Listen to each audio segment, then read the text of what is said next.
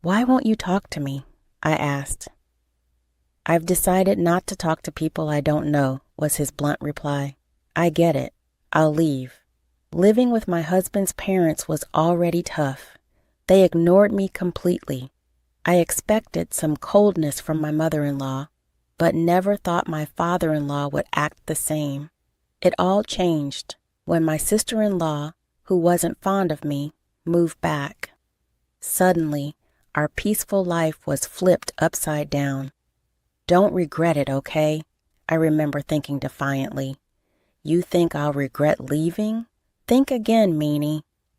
With that, I packed my bags and left my in-laws' house.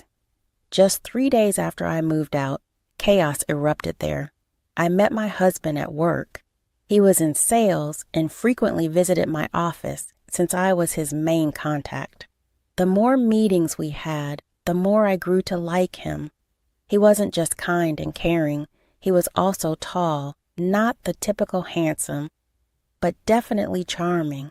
He was popular, but for some reason, he took a special interest in me and we started dating. During our conversations, he shared that he had a normal upbringing with parents and a sister. In contrast, I lost my parents young and grew up in an orphanage. It was tough, but I opened up to him about it. "That sounds tough, but don't worry, I'm always here for you," he assured me. It wasn't long before he proposed. He was eager for our relationship to lead to marriage and quickly introduced me to his family. I was nervous about telling his parents about my upbringing, but they listened attentively and reassured me that it wouldn't impact our marriage. It was comforting when they said my background didn't matter and welcomed me as their daughter-in-law. However, my sister-in-law was shocked. "You grew up in an orphanage?" she blurted out, which made my husband scold her. Looking back, she probably disliked me from the start. Before we got married, my husband and I discussed living with his parents. We considered it seriously, but I decided to keep my job. My career was progressing well, and I had just taken on more responsibilities at work. We discussed it and agreed that he would move alone after our wedding. I wanted to enjoy being newlyweds for a while, and even considered visiting him on long weekends for a mini vacation together. Moving in with my in-laws right after getting married felt overwhelming, but for my husband, it probably made him feel more at ease, possibly easing his mom's worries too. Since I had lost my parents when I was young, I had always yearned for a family, so the idea of living with his parents wasn't completely undesirable. Besides, they had always been kind to me, and over time I grew to like them. Balancing work and my role as a daughter-in-law was tough, but having a family made me feel happy and complete. Then, one day, my father-in-law approached me with a request that hinted at trouble brewing in our seemingly happy household. It happened while my usually anxious mother-in-law, who often bossed my father-in-law around, was out shopping. I was planning to clean on my day off when he asked to speak with me privately. "What's up?" I asked, curious. "Well, I don't want my wife to find out, but I need to take some time off work," he confessed, looking distressed. I was surprised. He explained that he had been struggling at work and his health was suffering. He didn't want to upset my mother-in-law, who, despite her good intentions, often became overly anxious and critical. She had noticed his recent weight loss, but instead of showing concern, she criticized him for taking sick days, accusing him of hindering his career progression. Seeing his condition worsen, he had secretly started taking time off to visit the hospital. He feared that if he suggested a break openly, it would anger my mother-in-law, especially since they depended on the extra income from his overtime. If he told my husband, it might inadvertently reach her ears. So, he turned to me, asking if I could help with the bills during his time off. Hearing that hurt. I wanted to support him, given how warmly they had accepted me despite my background, I thought to myself. So, I agreed. Okay, I'll send you money every month. Use it for whatever you need. I'm really sorry you're going through this, but try to get better soon. After that, my father-in-law pretended to go to work while I secretly transferred money to his account for his expenses. My mother-in-law rarely checked the bank statements, so she didn't notice. He used this time to visit a mental health clinic and take walks in the mountains, which seemed to help him recover. He was getting better, and I thought he might return to work soon. But then, unexpectedly, after a fight with her husband, my sister-in-law moved back in with us. "There's nothing like being back home," she exclaimed, visibly stressed from her marital issues. "I thought I'd lose my mind if I stayed with that stupid husband of mine. I'll be here for a while. Can you make meals for me too?" From the start, I knew my sister-in-law didn't like me. During our first family gathering, my husband had to step in when she made snide remarks. Now, with her back, I sensed more challenges ahead, but I was determined to maintain peace in the family. We talked it over and decided that he would move in alone after our wedding. I wanted to savor our early days as newlyweds, and I even planned to visit him on long weekends for little getaways. The thought of moving in with my in-laws right after marrying felt overwhelming, though my husband seemed more at ease with the idea. He probably hoped it would alleviate his mom's concerns. Since I lost my parents young, I've always longed for a sense of family. Living with my in-laws wasn't entirely unwelcome. They had been kind, and I had grown fond of them. Balancing work and my duties as a daughter-in-law was challenging, but having a family made me feel fulfilled and content. However, an unexpected request from my father-in-law soon signaled trouble in our harmonious household. It was on a day my usually tense and commanding mother-in-law was out shopping. I was gearing up for some cleaning when my father-in-law pulled me aside for a chat. "I need to take some time off work," he whispered, hoping to keep it from my mother-in-law. He shared how workplace stress and deteriorating health were forcing his hand. Observing their dynamics, I saw how my mother-in-law's anxieties led her to frequently lash out, and my father-in-law, growing increasingly frail, tiptoed around her to keep the peace. Previously, when he'd taken a sick day, she'd scolded him, concerned more with appearances and promotions than his well-being. Despite his struggles, he pressed on, secretly taking time off for medical visits. He feared my mother-in-law's reaction to a formal break from work and the financial implications of losing overtime pay. Reluctantly, he turned to me, not wanting to risk involving my husband, who might inadvertently tell my mother-in-law. Moved by his plight and grateful for the acceptance his family had shown me, I agreed to support him. "I'll help with the bills," I assured him. Gratefully, he thanked me, and we devised a plan for me to discreetly send money to cover his expenses while he sought treatment. This arrangement continued with my father-in-law feigning his routine work days while actually attending therapy and finding solace in nature walks. Over time, his health improved visibly. Just when I thought things might return to normal, a new upheaval came. After a spat, my sister-in-law stormed back to her parents' home, declaring a temporary stay and demanding I cater to her as well. At our first family meeting, my husband was upset because his sister clearly showed her disapproval during the wedding. She had a sour look the entire time, and even told me straight out, "My brother looks great, but he could have married someone prettier." She openly judged me for being raised in an institution, saying it was embarrassing that I didn't have parents at the wedding. However, she got married before us and had already moved out, so I thought I wouldn't have to deal with her much. That's why I thought it would be okay to live with them.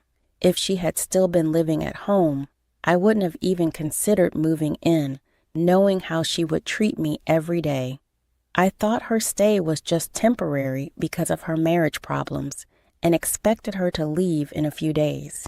Even though she was stern with my father-in-law, my mother-in-law had never been harsh towards me.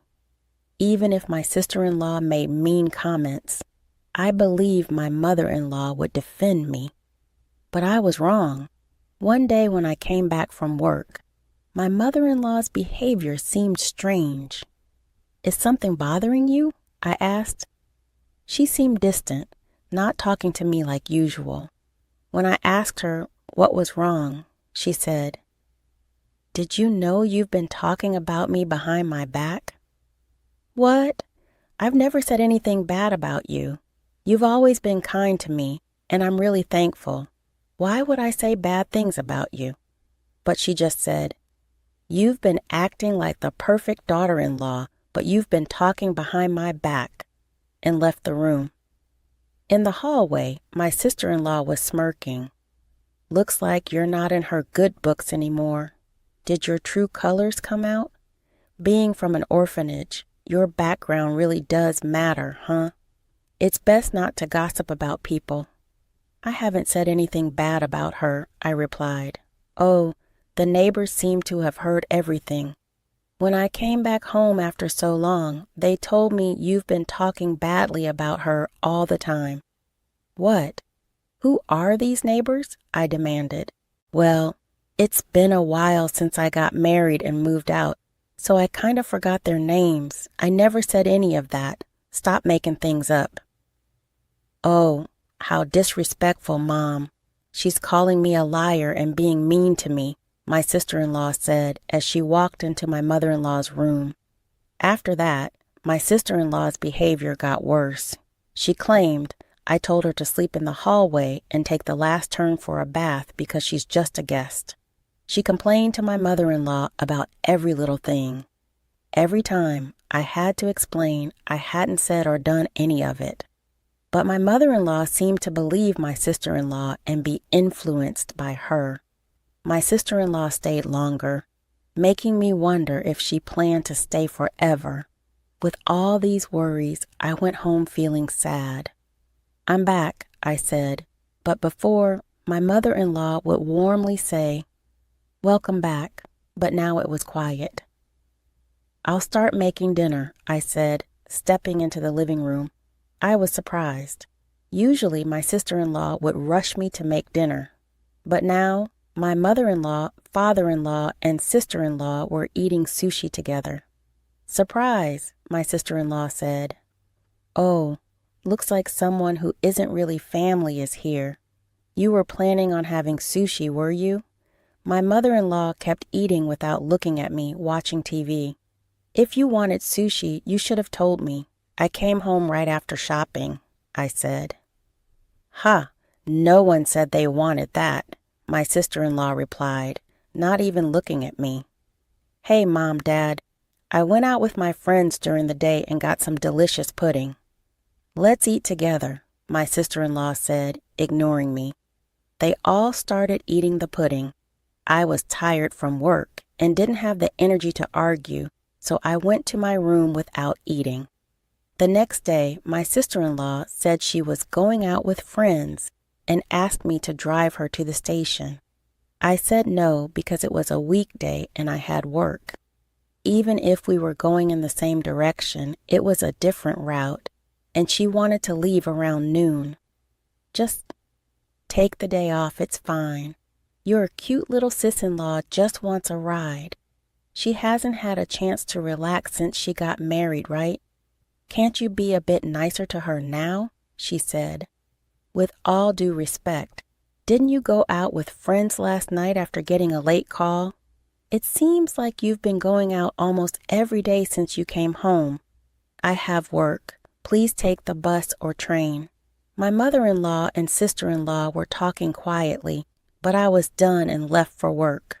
However, that night, the event that made me decide to leave this house happened.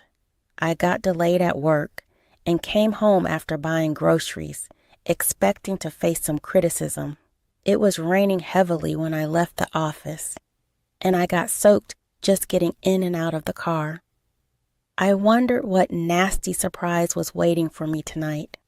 But when I got home, they were all eating takeout again, just like the day before. No hello, acting like they didn't see me, but I was used to it. I looked out into the courtyard from the hallway and saw something in the middle of the garden. Looking closer, I saw it was my stuff.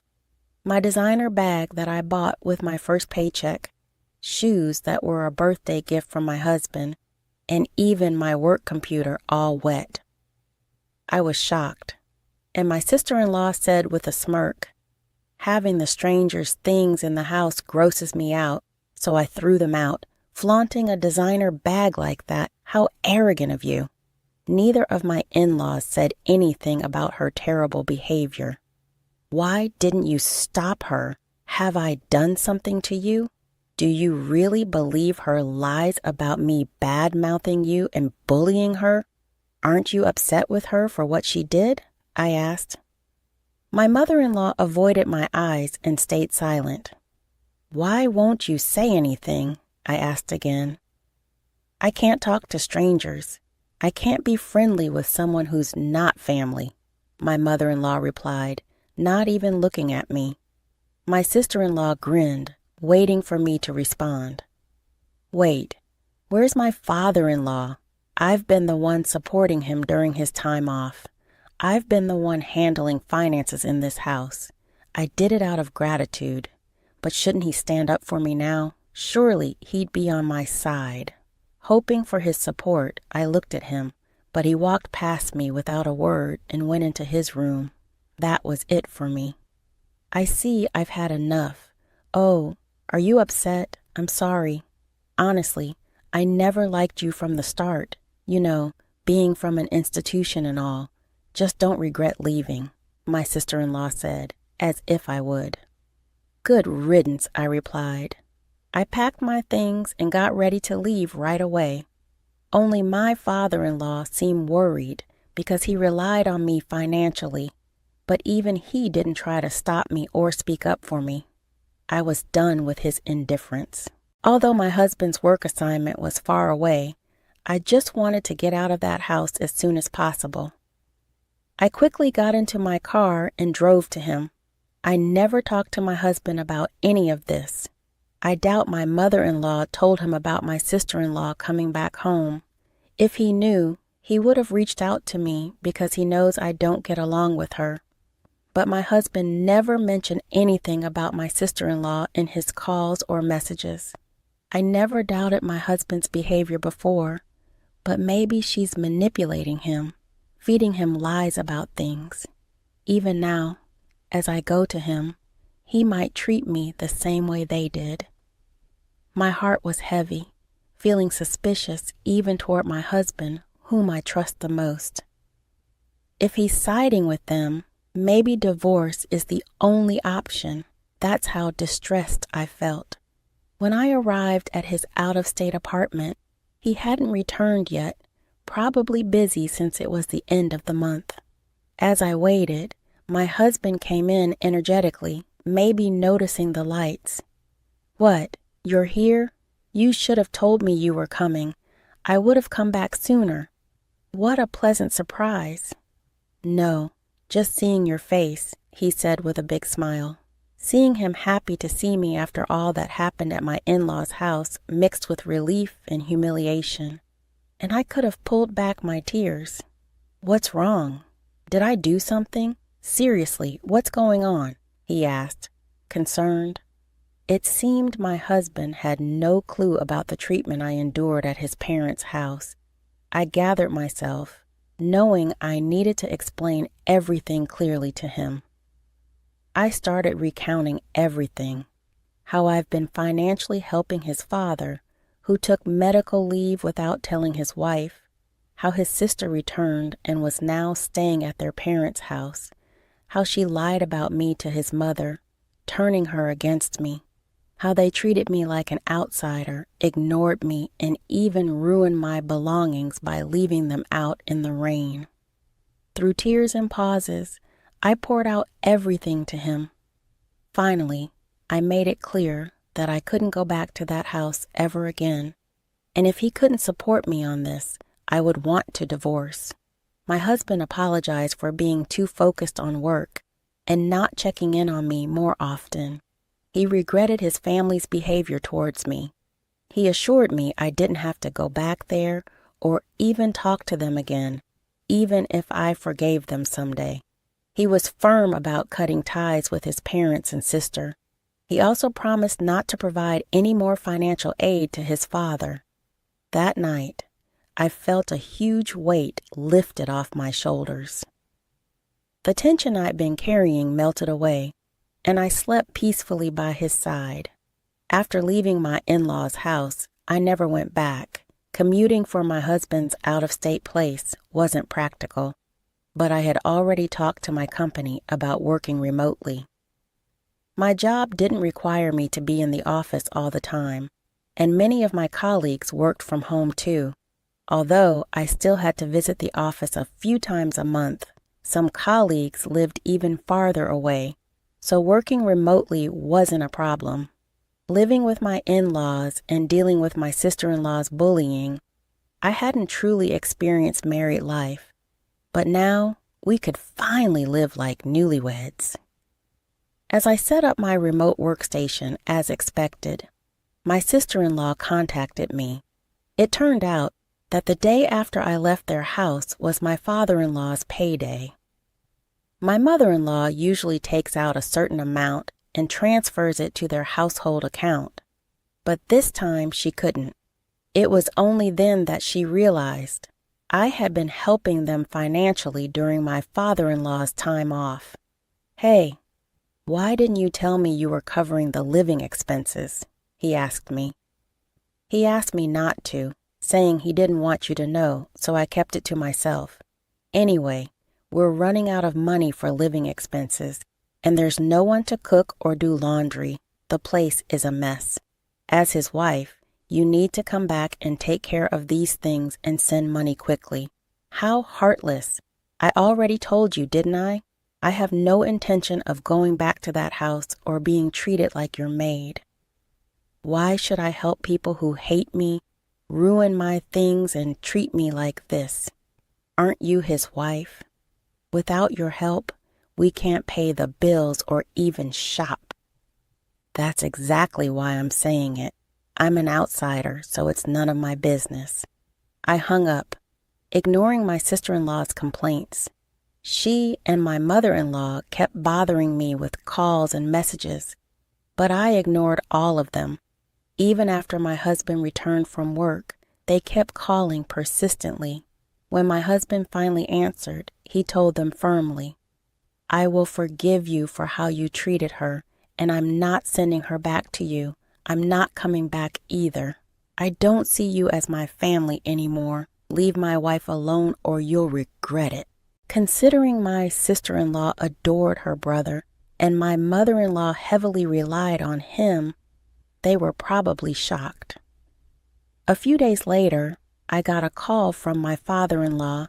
He said living with my mother-in-law and sister-in-law was getting too hard, and he begged me to continue the financial help. I'm grateful they accepted me when I married, despite growing up in an orphanage, but they didn't support me when I needed it. Despite all the financial help I provided, I don't owe them anything. Why should I help those who join others in ignoring me? I'll never assist you again. And with that, I ended the call. Later on, my persistent mother-in-law and sister-in-law shamelessly showed up at my workplace. Since I was already working remotely and had a bad feeling about them, I had informed my company about the situation. Security was alerted right away. They caused a scene, demanding that the company make me send money back home. When my husband heard about it, he said, "Report them to the police." My colleagues were supportive, saying, "I can't believe you had to live with those people." Focus on your remote work with your husband. As for my in-laws, my father-in-law's health declined under the pressure from my mother-in-law and sister-in-law, and he eventually quit his job. My sister-in-law tried to return to her husband's family, but he refused to take her back. The town quickly learned about her drama at my workplace, causing an uproar at her in-laws' place. The real reason for their fight was her affair, and this incident added to their problems, leading to an immediate decision to divorce. Left without a home, my in-laws and sister-in-law moved to a cheap apartment, managing with part-time jobs.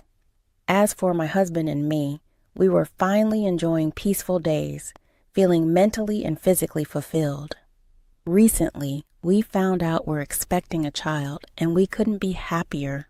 We're eagerly awaiting the day we meet our baby, cherishing our time together.